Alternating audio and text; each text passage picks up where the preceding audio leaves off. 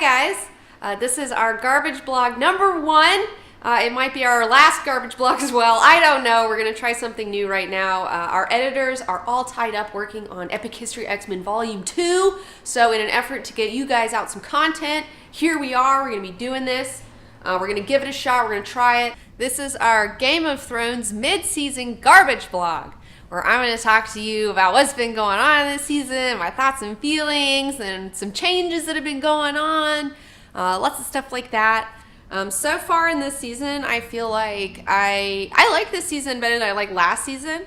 I feel like last season they were like putting some extra stuff in there to make the show more interesting, because the books that they're working on, like right now, book 4 and book 5, it's like after the war, so it's not as exciting. So last season, you know, they were putting some extra stuff in there that I felt like was a little too over the top, like they were getting a little too crazy with it. And this season, I haven't seen them do that as much. Like I feel like they've learned a little bit of restraint, a little bit of intelligent restraint from last season, which is good to see.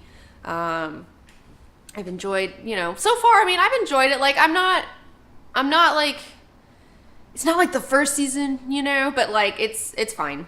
Like I'm not super pissed off. In fact, I want them to go away from the books as much as possible, because I don't want to know what's going to happen in the books. You know, a lot of people have been talking to me about like, oh, they're catching up, and do you think that they're going to spoil the books? And like, honestly, I don't think they're going to spoil the books. Like, I think that, yeah, they know what George R. R. Martin wants to do, but that doesn't mean that they're going to do what he's going to do. In fact, it'd be more intelligent to do something completely different.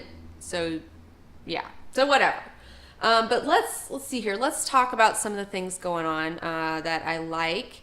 I'm excited to see Jaime and Bronn together again. Obviously, this does not happen in the books, like, at all. Like, Jaime's going to the Riverlands to put down some River Lords. Bronn does indeed marry Lawless, and she has the baby, and he names the baby Tyrion after Tyrion. And it's like the best fuck you to King's Landing. It's really funny. But I do enjoy seeing these two characters, especially Bronn. I mean, the man who plays Bronn has just done such a great job with that character. He really makes you like that character a whole lot. You want to see more of him. And that's another thing that I've noticed a lot this season, is the fact that they're pairing people off and then sending them out together. That seems to be kind of like their plan this season. And so far, I feel like that plan's working out pretty well for them. It was fun to see them fighting those dudes when they landed in Dorne, and then Jaime like puts his hand, because I was thinking that the whole time. I was like, put your hand up, dude, and then he did, and he stopped the sword, and that was like pretty fun. That was a fun little thing. I enjoyed that a lot. Also, Illyria Sand is not the one who's like calling for vengeance. You know, it's Obara, the daughter in the book series. So, you know, instead of like in the books, they sent this guy Balin Swan down there, and then he gets mixed up with the sand snakes, and it's kind of like this weird tale. So, you know, I'm not entirely sure what's going to go on with this, but, you know, I'm interested to find out. Let's see here. Also, now one storyline that I'm really like, oh my gosh, I have no idea what's going to happen, is the Sansa storyline. This is something that's gone in a completely new direction. And in fact, there is stuff from the books that they could have used, but they've just decided not to, for several reasons, and I understand some of those reasons. Okay, obviously in the show, Sansa is going to be married to Ramsay Bolton, but there has been some, you know, Littlefinger has said something about take your revenge, so I don't know exactly what they're planning. Who knows if they're going to try to kill the Boltons and have their own red wedding. I'm not entirely sure what's going on. And it does seem a little odd that Littlefinger would play Sansa with, like, these fucking people, because, like, they're fucking murderous, crazy people, but whatever. Hopefully, I guess this is her test, out of the frying pan into the fire. She gets to see if she can kind of survive Ramsay. In the books, it's really interesting. The Boltons do marry a Stark in the books, but it's Arya Stark, but it's not really Arya Stark. It's Jane Poole, who used to be Sansa's handmaiden, who was captured in King's Landing when everything went down in the first book series, where everyone got captured and stuff. And so they pass her off as Arya, because she grew up at the castle, you know, she knows everything about it. Like, she has the northern look about her, you know, they could pass her off, it's fine. And her story is, like, really sad. Like, it's really disturbing what happens to her with Ramsay. Obviously, Ramsay's, like, a fucked up dude, so, you know, things aren't going great for fucking Jane Poole. So, we'll see how things happen with Sansa. I don't know. It'll be really interesting. Let's see here. Who else? All right, so we got Daenerys in Meereen. Just like in the books, ruling ain't easy. It's been really difficult for her to figure out what's going on. This wasn't my favorite part of her story in the book series, and it's not my favorite part of her story in the show, obviously, because it's not fun. Like, it's fun to see someone like conquer and leave. It's not fun to see someone have to deal with like fucking shenanigans and politics and stuff like that. But it will be interesting to see kind of what happens, especially with the fighting pits, now that she's finally agreed to the fighting pits being reopened. I'm sure we'll see that this season. And there's a really cool scene in the books from the fighting pits that I'm looking forward to seeing here. And also with Tyrion, there's been a lot of different changes going on with his story. He never came over with Varys, although I do enjoy them together. They're a great odd couple. I really like their interactions. Those two have a lot of chemistry on screen. But in the books, Tyrion does indeed, even though he's not with Varys, he's with some other dudes, he does get captured by Jorah, and his plan is to take him to Daenerys. And obviously along the way, terrible things happen. But in the book series, Jorah is not the one who gets grayscale. It is another dude, but it's just too many characters. I understand they can't have all these fucking people in here. So Jorah's the one who got it. I realized it halfway through the episode. I was like, oh, I know what they're gonna do, and oh fuck, it's like a death sentence. It's like so sad. Like, it's super sad to see Jorah. I mean, it's good. Like, it's good writing. I get it. I get why they're doing it. It's so sad. So we'll see what happens with that. We'll see what happens with him. Let me see. I wrote a list of things going on here. Let's see what else. Oh, it was actually, I really enjoyed seeing Valeria.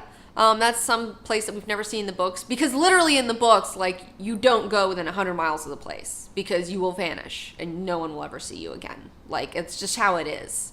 Valeria is kind of like an ancient Egyptian type society to them, like, where they had all these amazing things and knowledge that have been lost to time, and they don't know how they did what they did, but there was this great doom that came upon Valyria, and it's a smoking ruin, and you can't go near it, and all this stuff. So, but it was fun to see it, like, to see them go through it. But in the books, it was like Volantis, where the Stonemen were. It wasn't Valyria. But, I was excited to see that.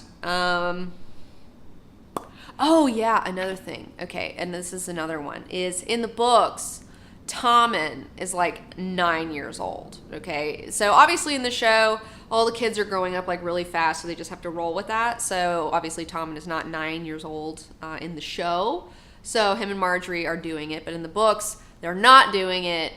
But yeah, but essentially the Loras situation is really interesting because that didn't happen in the books either. Like, in fact, Loras, who's still really upset that his boyfriend died, that Stannis fucking killed his dude, that he goes to Dragonstone to help lay siege to Dragonstone, so they will take Stannis' last holdings in the south. And while he is trying to scale a wall to get into Dragonstone, someone dumps hot oil on him, and he is a crispy critter. He's still alive, but he is certainly not going to be beautiful anymore for the rest of his life. Like, it's over. We haven't actually seen him recovered yet. We just know that, like, that happened. So it'll be really interesting to see what happens with Loras and all the High Sparrow nonsense, Things weren't quite so crazy in the books. Like, they weren't, like, carving fucking shit in their heads and, like, I mean, they're dicks. Like, don't get me wrong. The Sparrows are a fucking pain in the ass. Faith Militant super sucks. But it's a little, it seems a little crazier, a little crazier in the fucking show, but whatever, it's fine.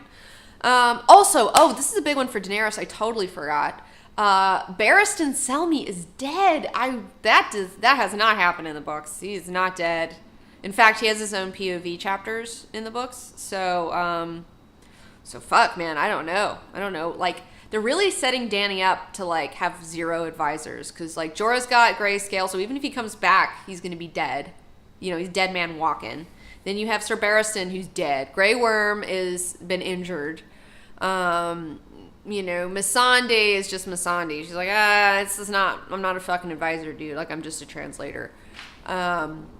So, it's like they've really picked off, like, Dany's crutches one by one. And it'll be interesting to see how she handles herself now that she doesn't have a bunch of dudes with a lot of experience on her side anymore to kind of help her out. So, yeah. So that's it today for my mid-season Game of Thrones review. So far, so good. We'll see, I'm kind of I don't know. It's fine. It's fine. We'll see where it goes. And also, don't forget to check out our Epic History X-Men Volume 1 for the price of one comic book. You can purchase our 1-hour documentary all about the X-Men, where they came from, what things were going on in our real world that helped to inspire the idea of the X-Men, what was going on back then in the 60s to create such a crazy bunch of teenage mutants. So you can find that in the link below in the description. Got a link in there. I'm done.